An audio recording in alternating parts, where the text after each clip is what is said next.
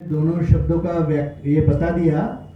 एक तो भगवान में विश्वास रखना या नहीं रखना, ये तो व्यक्तिगत प्रश्न है, मगर स्वयं के ऊपर विश्वास रखो, जैसा स्वामी विवेकानंद जी ने कहा। और भगवान के बारे में सोचिए, क्योंकि कॉज एंड इफेक्ट यह विश्व में है ना। कुछ निर्माण हुआ है तो किसी कारण से निर्माण हुआ है। ये संपूर्ण अनंत ब्रह्मांड, इतनी गैलेक्सीज, मिलियंस ऑफ गैलेक्सीज है, एक एक गैलेक्सी में बिलियंस ऑफ स्टार्स है। ये किसी ने तो निर्माण किए होंगे। वो जो कारण है वो व्यक्ति नहीं होगी शायद, वो कारण ही भगवान माना जाता है। तो कॉज एंड इफेक्ट तो है, आप कॉज एंड इफेक्ट को डिनाई नहीं कर सकते। बाकी भगवान के बारे में आप सोचिए, जीवन में आपको सीख मिलेगी, वैसा करना है ना। I will not force you to do anything, but don't lose faith in yourself. That is important.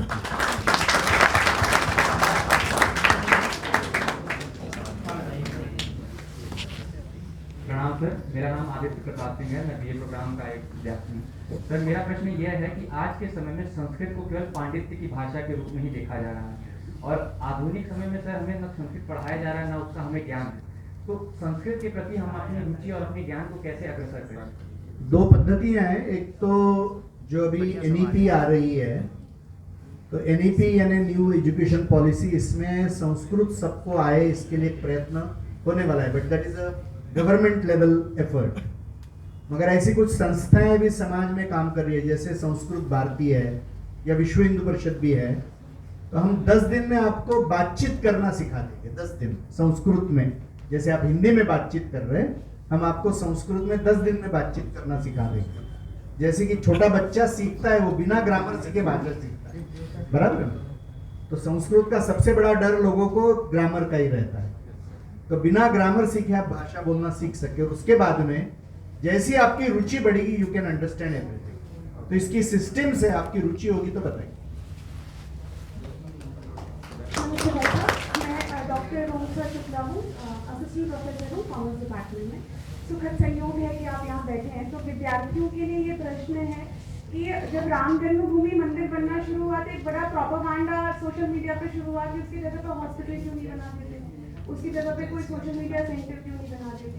तो आप बैठे हैं, आपसे अधिक तो इसको अच्छी तरीके से कोई विद्यार्थियों को नहीं बता सकता कि आस्था वैज्ञानिक भी हो सकती है और मंदिर की क्या आवश्यकता है। ऐसा है कि जितने प्रश्न पूछने वाले उन्होंने खुद के घर की जगह हॉस्पिटल नहीं बनाया।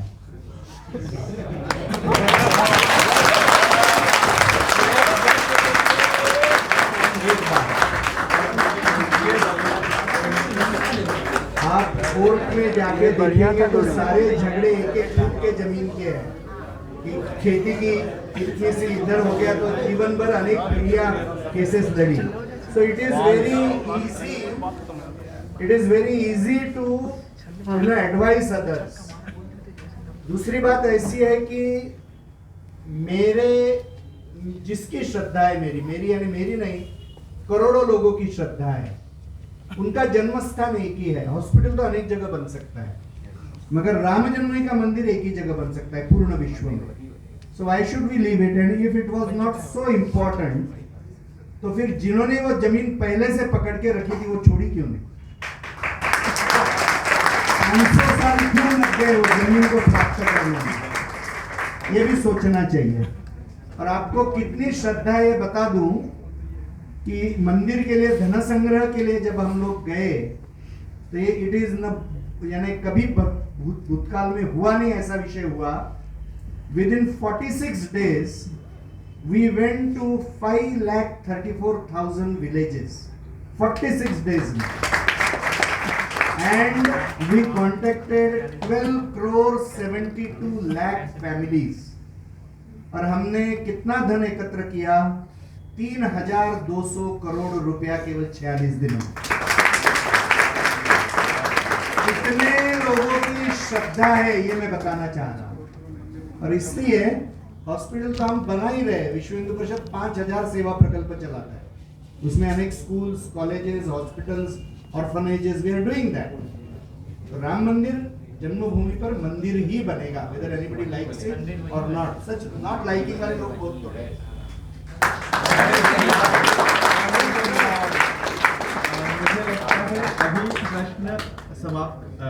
गए हैं। एक बात केवल मैं अंत में कह दूं, है ना, एक कविता मुझे रानडे अपना यानी रानडे जी नहीं, टैगोर जी की ध्यान में आती है, वो केवल आप सबके लिए बताकर मैं समाप्त करता हूँ।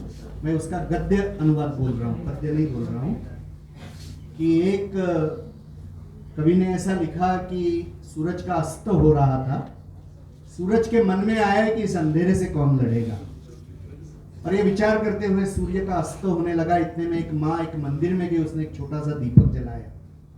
सूरज को बड़ा आनंद हुआ, उस दौड़कर वो सूरज दीपक के पास में गया और उसने वचन लिया कि मेरे छोटे से कोने में मैं अंधेरे से लड़ूंगा। सूरज का अस्त हो गया, कभी लिखता है, तो अंधेरे को बड़ा आनंद हो गया कि अभी मेरे से लड़ने के लिए कोई नहीं बचा। मगर अचानक उसको एक कोने में वो दीपक जलते हुए दिखा तो अंधेरे को बड़ा क्रोध आ गया और वो दौड़ दौड़ कर आया कि इस दिए को बुझाऊंगा तो मेरा पूरा विजय हो जाएगा। मगर कवि लिखता है कि दिए को कुछ करना ही नहीं पड़ा, उसके रहने मात्र से अंधेरे का नाश हो गया। रात बढ़ती गई, बात भी बढ़ती गई, मगर अंधेरा जीत नहीं सका। और एक क्षण ऐसा आया कि दिए के अंदर का घी समाप्त हो गया। अंधेरे को लगा अब तो मैं जीतूंगा, मगर अब ने कभी दिए को जलते हुए देखा होगा तो जब घी समाप्त हो जाता है, तेल समाप्त हो जाता है, तो बाती जलने लगती है। और इसलिए वो संघर्ष समाप्त नहीं हुआ, अंधेरा जीत नहीं सका, बाती जलते रही। मगर एक क्षण पुनः रात्रि को आया कि बाती का भी अंत आ गया। अभी दिया भी सोच रहा है कि मैं कैसे लड़ूं, कैसे जलूं, क्या मेरा सूरज का वचन टूट जाएगा क्या। अंधेरा भी उस क्षण की राह देख रहा है कि अभी मेरा पूर्ण विजय हो जाएगा। हमने दीपक को बुझते हुए देखा होगा तो जोर से फड़फड़ाता है और फिर बुझता है। अंत का संघर्ष, जो कुछ भी है वो सब कुछ दे देना, उसका अंत का वो संघर्ष शुरू है। अंधेरा राह देख रहा है कि बस मेरे जीतने का क्षण आ गया है। और कवि लिखता है कि सूर्योदय हो गया। सूर्य ने कहा शाबाश, कम से कम तेरे छोटे से कोने में तो भी अंधेरा जीत नहीं सका। हम ऐसे देश में जीते हैं जहां तमसो मां ज्योतिर्गमय तत्व है। यहाँ अंधेरा कभी भी विजयी नहीं हुआ है और कभी भी विजयी नहीं होगा। हमारे भी जीवन में हम सूरज नहीं तो दीपक बनकर तो भी जिए, ऐसा ही मुझे लगता है। जय श्री